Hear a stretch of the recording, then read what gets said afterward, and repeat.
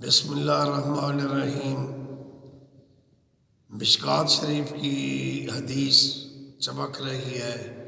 قال قال رسول اللہ صلی اللہ علیہ وآلہ وصحبہ وبارک وسلم اذا صلیتم علی المیت فاخلصوا له الدعاء۔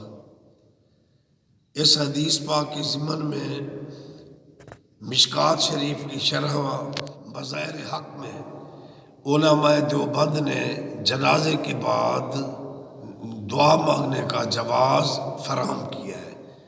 اسی طرح ہمارے شہر ڈی جی خان کے قاضی عبید اللہ صاحب، انہوں نے فتاوی عبیدیہ میں یہ جواز پیش کیا قرآن و سنت کی روشنی میں کہ جنازے کے بعد دعا مانگی جائے۔ اسی طرح فتاوی فریدیہ میں مفتی فرید جو علماء دیوبند سے جن کا تعلق ہے، انہوں نے جنازہ کے بعد دعا کا ثبوت فراہم کیا۔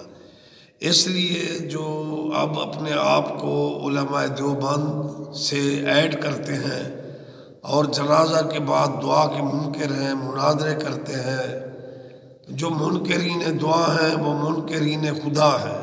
لیکن ان پر میرا ایک سوال ہے فتاوی عبیدیہ کے بارے میں، جس میں قاضی عبید اللہ صاحب نے اس کا جواز فراہم کیا۔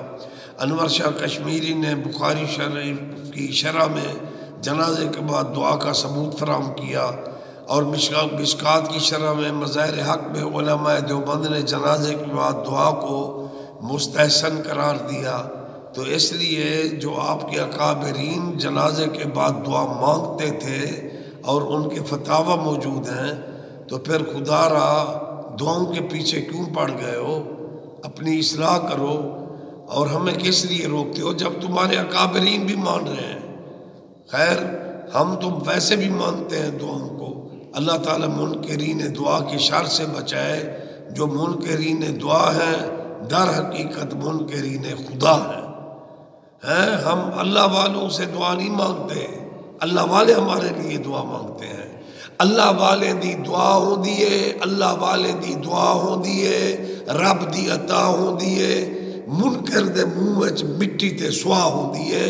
الصلاۃ والسلام علیکہ سیدی یا رسول اللہ وعلی آلک و صحابک یا حبیب اللہ صلی اللہ علیہ وسلم۔